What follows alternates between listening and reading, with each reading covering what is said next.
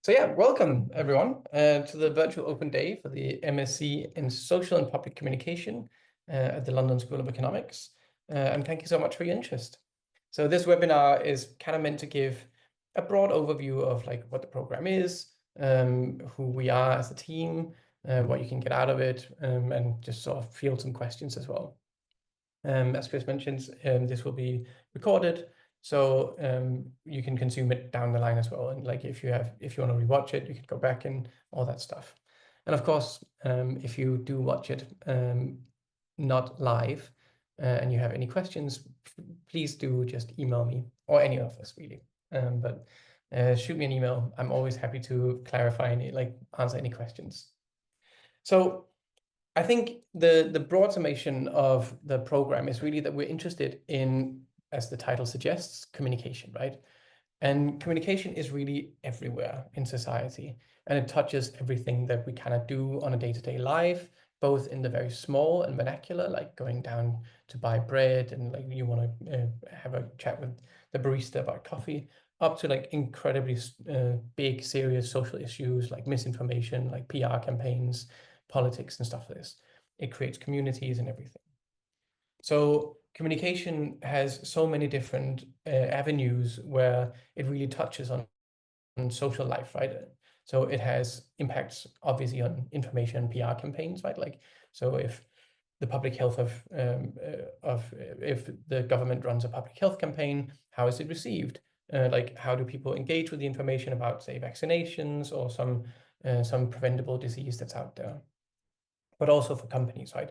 Like, how do I market my products best? How do I best reach the intended audience that I want to get into and to talk to, right? It also has really big implications for society, right? Like, I mean, we've seen a proliferation of misinformation and disinformation and an increase in polarization as a result of sometimes how people engage with communication and how people talk with each other, for instance, on social media, right? Whether or not that's a massive cause or a smaller cause is something to be left within the empirical space, right? So it also has obviously deep, profound implications for aspects on dialogue and negotiation. We see this at the moment, right? Like we're recording this on the 26th of February, and there's currently ongoing debates and potential peace talks with the Ukrainian invasion, right? The invasion of Ukraine, right? So how does negotiation function? Who has the power within those structures to set the agenda, to really frame how information is understood, and how the recipients of that communication interpret that, right? That's a massive element as well. And then more broadly as well, it's to create a sense of community. Like, language and communication includes, but it also excludes. So there's all these dynamics that go into communication that are much broader than just me sending information to you, right? Like, it becomes much bigger and has much wider social implications. And therefore also the idea is to understand it so that we can understand how we intervene on those elements, right? So that we can design better interventions such as better negotiation tactics or better information or PR campaigns, or diagnose aspects on when and why societies become vulnerable to mis and disinformation.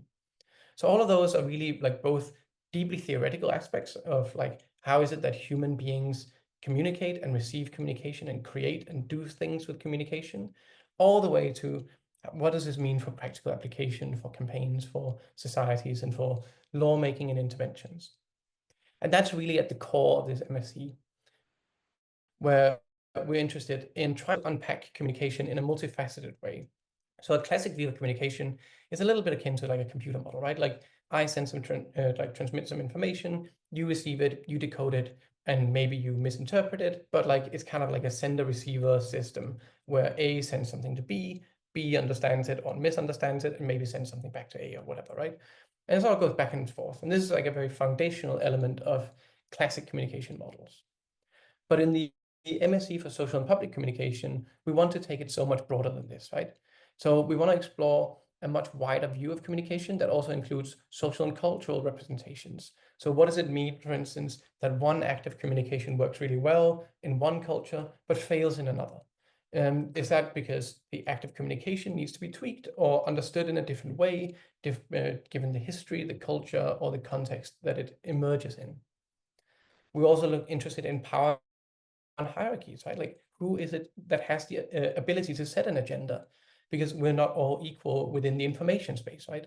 Some people have incredible power to be able to set agendas, use words that then become trendy on social media, and all of a sudden that sort of steers the discourse towards the direction that they want to, right? Where someone out much less power and like sits lower in the hierarchy doesn't have that potential. And that also happens within, of course, organizations, right? Is it a boss or a low-level employee who gets to set the tone, the agenda, and how that manifests throughout the act of communication? We're interested in performative acts. So not just that information is transmitted, but what are people trying to intend to do with that communication, right? Am I trying to persuade you to do something? Or am I just trying to inform you? Am I asking you to do something? Or am I ordering you to do something, right? Those have very different like flavors, and they impact the way that communication is perceived fundamentally, right? This is, for instance, the field of pragmatic theory. So if you misconstrue a question as an order, we might have a complete breakdown in communication, and we're interested in this. We're interested in dialogues and group dynamics, right? Like as mentioned, with negotiation, with how communication transmits via many iterations within a group as well. Like how does information spread within a network as well? We're interested in rhetoric, all the way back to the ancient Greeks, and what makes a persuasive message persuasive. Because it's not just what you say, it's also how you say it. It's also like the perception of your character, like the reliability of you as a speaker, and all those elements, right? And then finally, belief revision. What happens when a person receives a piece of information from another person? How is it that they engage with it? How do they update their beliefs or refrain from updating beliefs, right? Because I think we've all kind of seen these articles around, like, for instance, people trying to debunk conspiratorial theories or conspiracy theories. And they say like, well, I really went at them with all the facts and they completely rejected it. And they're mystified to this, right? So we explore this as well, like how is it that people engage with information? So this is to say that the MSc in Social and Public Communication allows you to really take a broad view on communication that's not just about receiver and sender, but like about community, power, dynamics, what we try to words, and how those are manifested within these sort of social networks. And we do this as a foundational way of thinking of three, at least, different elements. So we want to have a strong theoretical foundation, and you'll get that through the foundational module, where we go through different theories and different ways of approaching, different views of how to understand communication. So you try to unpack the theoretical sort of foundations of like what that means. What does communication even mean to begin with, right? We want really rigorous methods as well, because we want to be able to test those theories. We want to go in and figure out like, well, if two different theories have different predictions or different assumptions about the world, but how can we try and tease this out, right? How can we compare those two or try and see which one has better explanatory potential? And this both involves qualitative methods, like interviews and surveys, as well as quantitative methods like computational modeling and AI.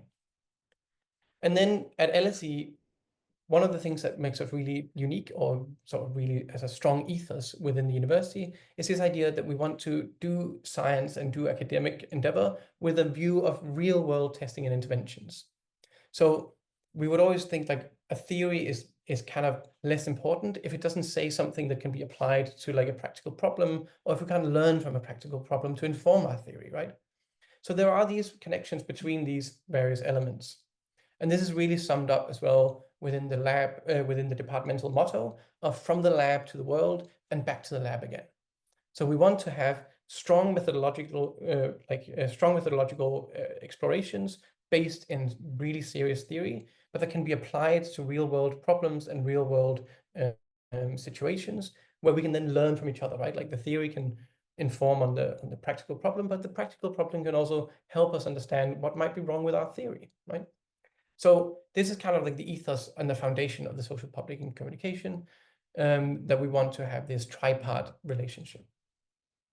To give you an idea of the types of methods that you could use within the social and public communications masters, you can use, just to go from sort of more qual to more quant, you could use interviews and surveys. You can use focus groups.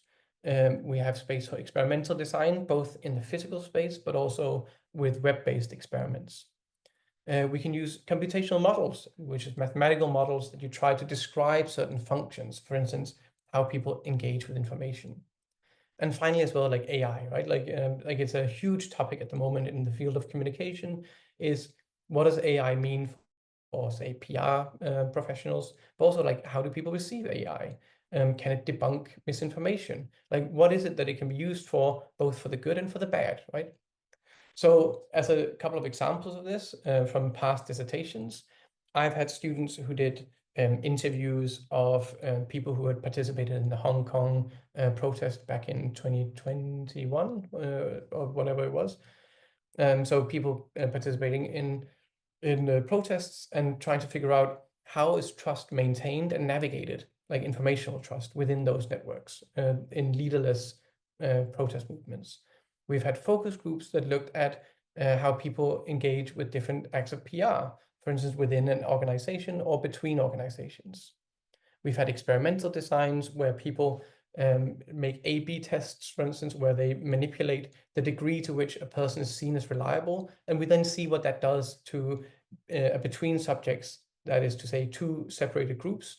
What that does to their belief revision processes, right? Like how persuaded are they? And thereby we can start teasing apart the function of reliability. We have computational models, so this is in the realm of mathematical modeling. So this could be something like Bayesian models, which are subjective probability models, where you build graphical networks and try to understand the causal relationships between how people transmit and understand information. And then again, finally, with AI, we've just had a project, for instance, that used deepfake generated speeches that then were transmitted to different groups of people to see if they could identify which one was deepfaked and which one was real, and what was the impact of that, both through a focus group, but also through experiments. So this is really like an intertwined sort of ring of methods that you can use when you come into this master's. And again, really based in theory and often with a real world application and perspective. So what is the program structure as an overall sort of program, right? It's broadly structured in three different components, which are reflected in three different terms. So these are called autumn term, winter term, and spring term. So in the autumn term, which is the first term, there is the foundational unit of social psychology of communication. This is a mandatory unit where you would, exactly what we've been talking about, explore theories of rhetoric, pragmatics, Bayesian modeling, dialogue and negotiation, and you really unpack different ways of looking at communication. Then simultaneously, you would have two different methods courses. You would have one on qualitative research methods and one on quantitative research methods. And this is to make sure that you are well equipped to understand, again, this relationship between the theoretical foundation and how we can then go about testing it. And we really want to take seriously that you both have qual and quant, so that you get really well equipped to understand like a broad range of studies, and you're able to also do a broad range of studies. In the winter term, then you get to choose an optional module. So this is two optional modules, sorry. So these are modules that you choose to curate how your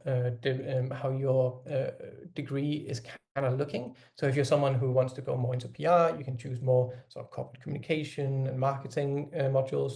If you're someone who wants to turn the MSc more towards, say, research, you can choose something that's more like in the philosophy department or like modeling or whatever you want, right? So you have like a real plethora of different types that you can then flavor your MSc with, right? We give some examples here, like corporate communication, political psychology, dialogue and negotiation, social representations, and many more. And you can choose modules as well, at least one module that's outside of the department. So like if you're really interested in, say, finance, you can choose one module from psychological and behavioral sciences and one module from finance, and thereby creating an MSc that really works for you in terms of pointing it towards the career that you want after you're done with the MSc. And then finally, the whole thing ends in spring term with the dissertation. And this is the piece de la résistance of the whole program, where you really get to flex your intellectual muscles and write a big standalone piece that represents individual research into a question that you are interested in. So as student-led, you can use qualitative, quantitative, or mixed methods to analyze and collect data. And one of the things that we're really proud of within the department and within the program is that several of our dissertations, typically 1 to 2 every year, in the past couple of years, have been of student dissertations have been turned into academic peer-reviewed papers with students as co-authors. And that's something that we're really proud of because A, it showcases that our methodological training and theoretical foundation is so rigorous and strong that students at the end of the program come out with something that can be actually published in a scientific journal, but also B, that it really reflects that we are student-led, right? Like that people get co-authored on this, so that it really is you who get to be part of this publication, which a lot of our students find really satisfactory, right? Like they end the whole program, then the year with something, not just a dissertation, not just a dissertation that they can kind of show and be like, ah, this is really nice, but even something that is recognized within the academic community as high enough standard to be a scientific publication. So we typically have 1 or 2 students who end up publishing their dissertations at the end of the year. So before I go on, I just want to throw over to the core team just to sort of introduce everyone. And I'll start by throwing the ball to Chris Roberts. Yeah, thanks, Jens. So, hi, I'm Chris Roberts. I'm a postgraduate programs manager here in the Department of PBS. I look after this program alongside 2 other MSc level programs. So my role is primarily I'm responsible for the administrative side of things on the program. So look after anything to do with perhaps program regulations or course selection. And we also arrange all of the kind of program induction meetings for Welcome Week. Once you're actually here, I'm responsible for helping to set assessments and also for the marking, things like that with the assessments. So lots of exciting things like that. And then also we organize lots of program level events as well, and also 2 large departmental level events throughout the year as well. So you'll probably be hearing a bit more from me as well. If you've already had an offer, you should have already had an email from me, and I'll be sending out several more communications as well to offer holders over before you arrive on campus. But again, if there's anything in the meantime you're not sure of after this call, or just want to get in touch and say hi, you can drop an email to either my personal email address or to the general MSc email address, and I'll share those details at the end of the call. Thanks. Wonderful. Thanks, Chris. And then I'll throw it over to Eduardo. Hi, everyone. Welcome to this open day. I'm Eduardo. I'm an LSE fellow. I have teaching duties both in the main program, the one in social and public communication, where I teach pragmatics and impression management. So you probably meet me in the program during these lectures. I'm also in charge of political psychology, where I introduce the psychological underpinnings of intergroup conflict and inequality. I talk about social change and social justice, but also how we can reach polarization, political polarization through dialogue, and how polarization can in turn impact negatively dialogue between different groups, creating partisan groups. So should you have any questions about also this elective, you can drop me an email, happy to answer. I'm also in charge, together with Saya, that you're going to meet soon, of many social events in the department. I often propose a couple of movie nights during the course. I do think the movies are a good resource to show an concrete example of psychological processes. So, for instance, this year we watched Her to discuss about artificial intelligence. We will watch Iron 3, a Korean movie about silence. So this is like a couple of examples of social activities that I usually arrange. So, and I'm gonna pass the ball to Ben. Hi everyone, welcome to this open day. My name is Ben Shinoy. I'm a visiting professor in practice in PBS, Psychological and Behavioral Sciences Department. I teach on the foundational course along with Jens and Eduardo, and the piece I focus on is on polarization. So the psychology of polarization, how it arises, how it relates to social identity, and how we can depolarize as well. Very topical subject. I just need to point you at the news, and you can see so many stories about it. I also teach. I'm in charge of the half module, the optional half module on corporate communications. So this is really about how organizations, not just corporates, it applies to also NGOs, governmental institutions, and companies for profits, how they relate to their different constituencies, their different stakeholders, whether it's consumers, investors, suppliers, employees, regulators, etc.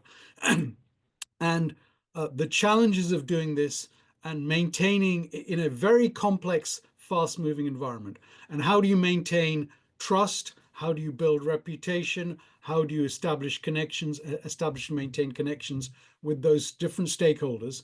And again, I point you to the news to show you how complicated, to illustrate how complicated this challenge is. So we have a lot of fun with that. And just to echo what Jens was saying about the boundary between theory and the phenomenon, in the lectures we talk about theory, relevant theory. In the seminars, we actually every week we look at a particular company and say how do we apply this theory? How should we apply this theory to help them deal with the complicated communications challenges they have?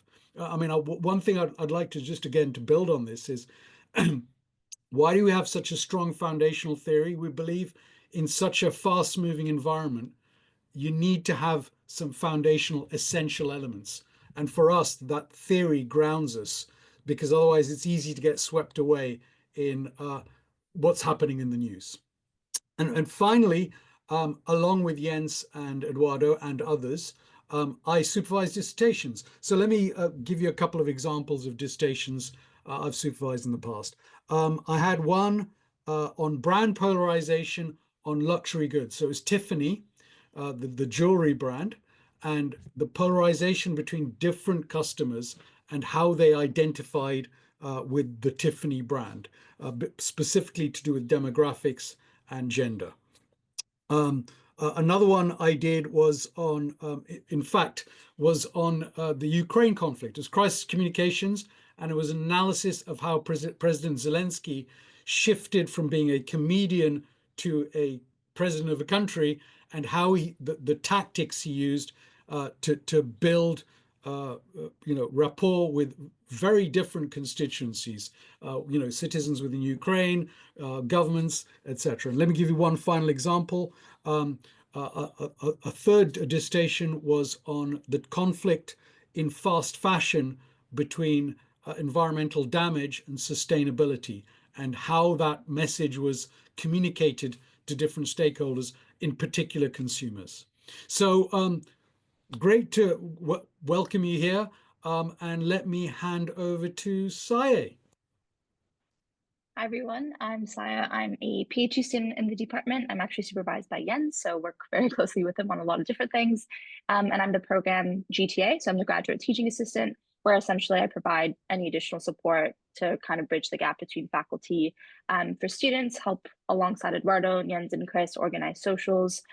We organize workshops ahead of assignments to help students prepare for that. So basically trying to provide support wherever it's needed and really adaptive to the needs of students as they come. So yep, that's me, and I'll pass it back to Jens. Thank you, everyone. Yeah, and my name is Jens, and I'm the program director. I'm an assistant professor at the department, and a lot of what I do is on persuasion, belief revision, misinformation, and in that space, as well. I just give an example of a dissertation that has very practical implications, right? There's a team from Cambridge that has been developing this inoculation against misinformation technique, which should reduce the impact of misinformation. And together with a student, we tested not just if that intervention worked, but like the degree to which people would be likely to actually do the intervention given different sender characteristics of trust and stuff like this. I can say that this was with Alexandra Johnson because this paper was just published in the Royal Society. So it is no secret as it is official. But just before I go on, I think a couple of really important points was raised here. Like one is that like in the module that you will take, there's both a 1 hour to 1.5 hour lecture, and then there is a 1 hour to 1.5 hour discussion group seminar every week. So you have more of a one-way communication in the lecture, and then you follow it up with a really discursive, like interactive discussion with your classmates and with your lecturer as well every week. So you have like a really nice sort of like connection with us as well. One of the huge benefits is that like SPC, the social and public communication, tends to be around like 30 couple of students, which means that you have like a really nice class feel. Like you really get to know us and we really get to know you, which is a huge advantage because it makes it really sort of intimate and close to us, right? And this is where what Saya mentioned as well, like we really want to make sure that you are supported, right? And there's a whole range of supportive facilities at LSE, including like Saya as the GTA, me as the program director, other lecturers, Chris as well as the program manager, but also LSE Life, career advice, and like LSE Library that runs different workshops and everything. So you get like assistance kind of with everything that you need. You just have to seek it out as well. So why study at the Psychological and Behavioral Sciences department? I think there's many reasons to it. Just to not be shy about this, we ranked the highest ranked psychological and psychological department in the UK. So that's really nice. So let's not shy away from that. And then we have this great teacher to student ratio, right? Like, so even though you're presented here with the core team, there are more people who are lecturing you. So you have other people coming in and giving foundational lectures. So you'll meet like 6, 7, 8 lecturers as part of just the core program, right? And you're 30 something students. So that means that you like really get like a close relationship with us. And we have an excellent PSS staff with Chris and colleagues of Chris's as well. There's lots of socials and outside presentations. We'll get to the socials later, but like we have outside presentations both within the program, within the department, and within the school. Like we've had Nobel Prize winners come to LSE and give talks. We've had people from businesses coming in and giving talks about like how communication works for them. We've had like a whole range of different activities, both social and intellectual, that you'll be invited to. You'll get access to the PBS Behavioral Lab, which is a really like outstanding facility where you can run experiments, you can do focus groups, interviews, you can do AR, like augmented reality, virtual reality. Like we have EEG machines, we have all sorts of interesting stuff that you can get into and use as part of your program. Also, again, being ranked #1, we obviously produce world-leading research. So you are taught by people who are actually like publishing in this field, right? Like it's not that I'm teaching a bunch of other people's theories on belief revision. I do, of course, rely on other people's work, but I also teach my own stuff because I am part of that sort of core team of researchers around the world who publishes on this. And again, this translates into also student-led publications, which is really nice. I think we have very outstanding campus and facilities. I'll go into it a little bit in a second. Of course, as I mentioned, LSE is really at the heart of London, right? Like, so we're connected to NGOs, businesses, governments, and all manners of people who are doing stuff in the real world, right? Like who are applying these ideas. And we get people to come in and talk about this, right? And this is where the outside presentations come in, because those presentations are both academic, they're NGOs, they're businesses, they're government people coming in. A whole range of different types of people will come in and give you perspectives on your ideas, right? So I think there's a lot of really strong reasons to study at PBS, Psychological and Behavioral Sciences, and to choose the MSc in Social and Public Communication. The campus itself is located within the heart of London. We're really like at the center of London. Like we're only like half an hour walk away from like the city of 20 minutes walk from the city of London, from Parliament and all that stuff. So like if you're in London, take a look around, familiarize yourself with the campus. But like, just as an kind of idea of what we have, like there's great food, there's parks, there's recreational areas, lots of great student facilities and libraries, there's cafes and pubs, you have sports facilities where you can play like different types of student societies and sports, and just really have like a nice life within the campus as well. Because like studying at LSE is not just about the academic side of things, it's very much also of being part of a community that you would then take with you after you graduate from LSE. There's all these social and academic events. So for instance, we've hosted more intellectual events like media training, which Ben led. We've had seminars with external speakers, like on the public understanding of science and inoculation against misinformation, changing social norms in India, like all these aspects.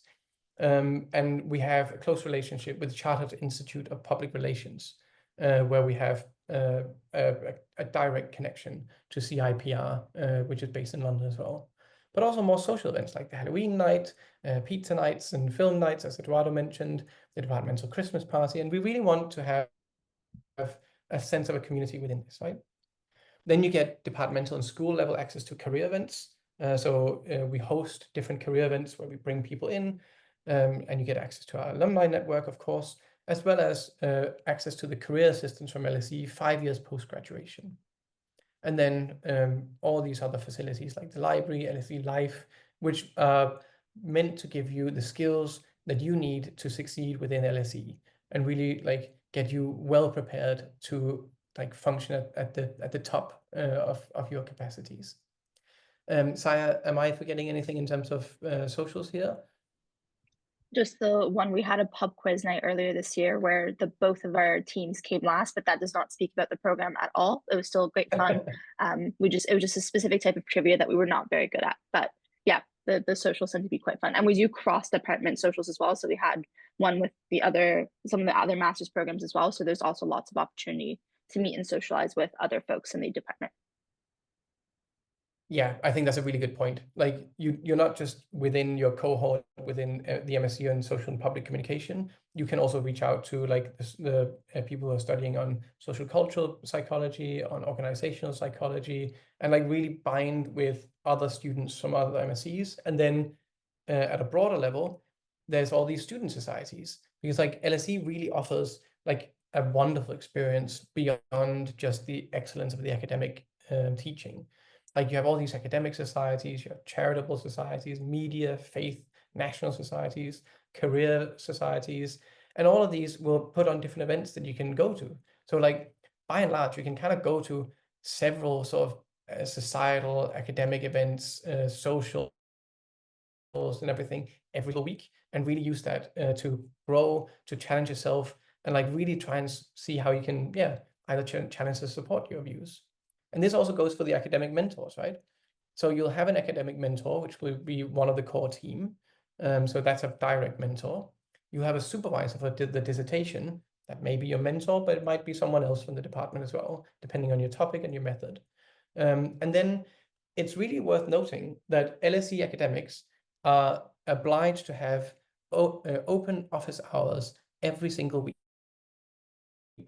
And that is open for everyone who studies at LSE. So I get emails and books, like people booking my office hours from the marketing department, from philosophy, who just want to like run an idea by me. And this will also apply to you if you study at LSE. So if you think like, oh gosh, this person at philosophy is doing something really interesting, I wonder what they would think about this theory of communication. You can literally just on the student admin, student hub, book a 15-minute office hour with them and have a discussion with them about your ideas.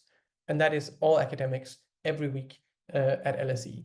And that's really a huge advantage of having a relatively small campus where we're really like a close-knit community. I should mention as well that there are scholarships. Some of them like depend on offer status as well.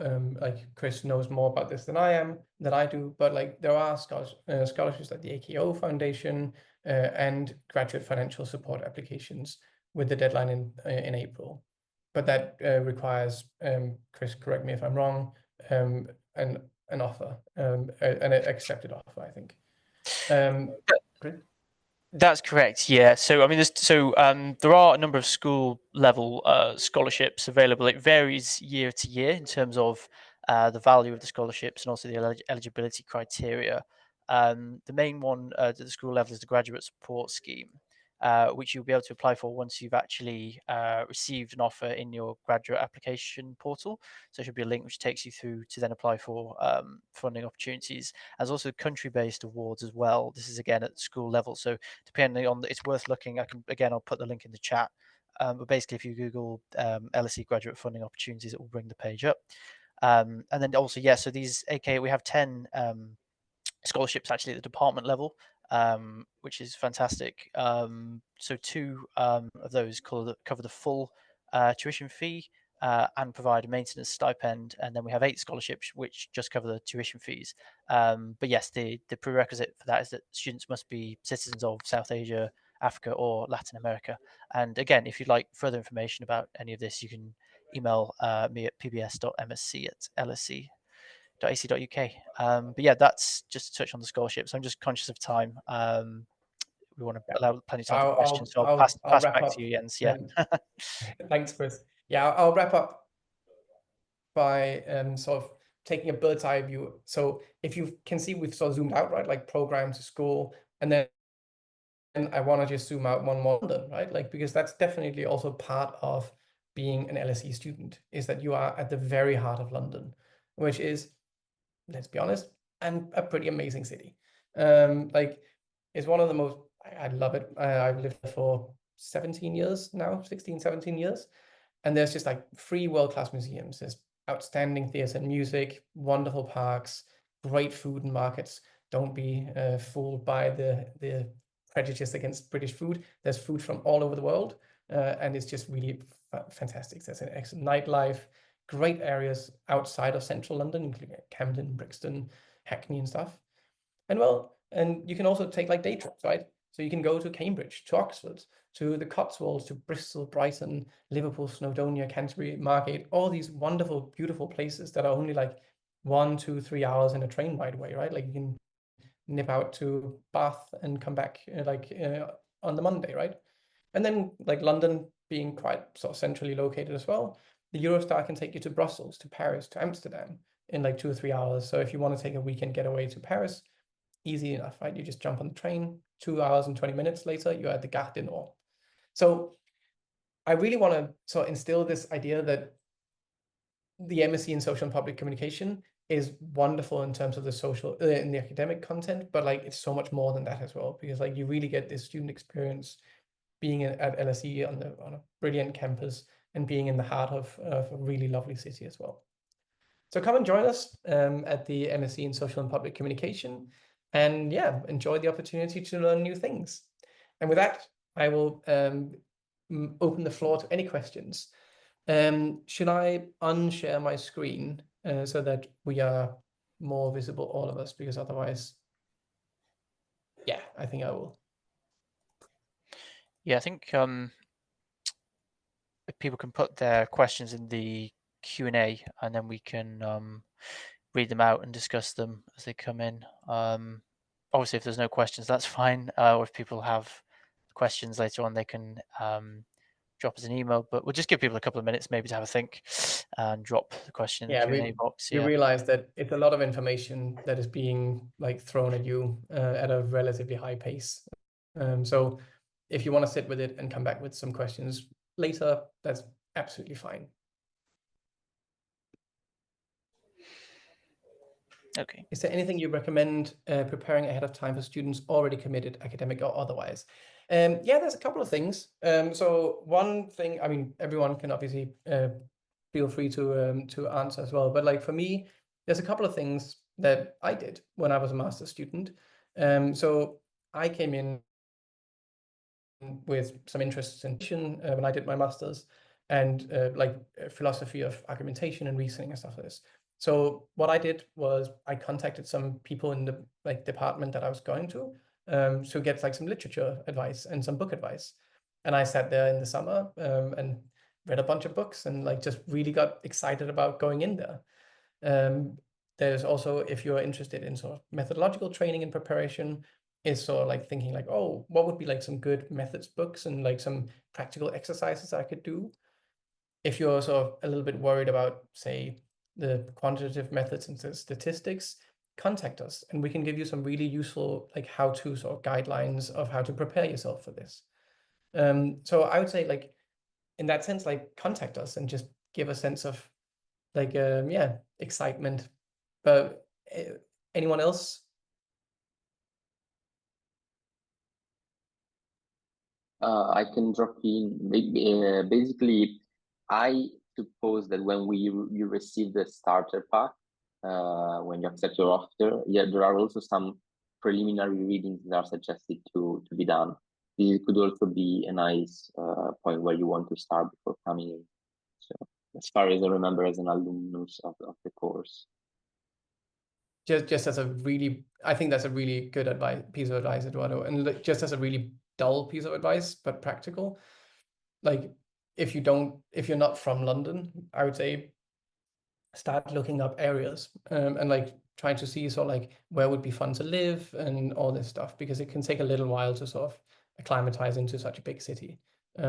So what I did, again, when I studied, well, I came for my third year of my undergraduate, but before starting my studies at London, I came like a month and a half before, 2 months before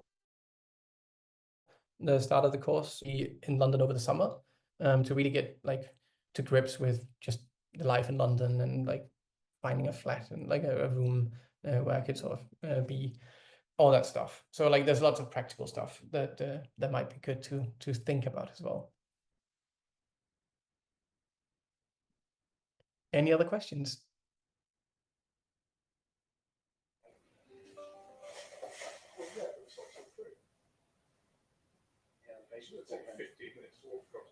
Otherwise, you're absolutely more than welcome to email us anytime. Like, and yeah, you can always get in touch. We're more than happy to hear from you and to field any questions that you might have.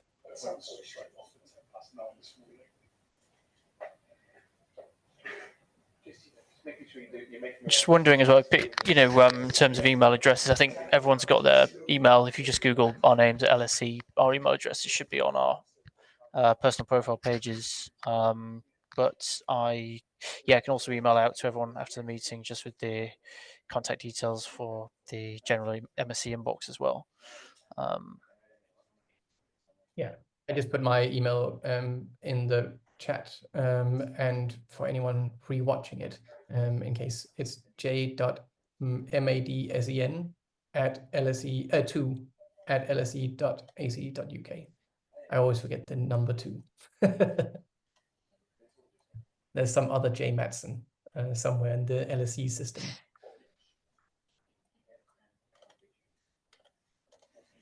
But yeah, otherwise, I just hope you come and join us for an amazing program and a wonderful experience at LSE and in London.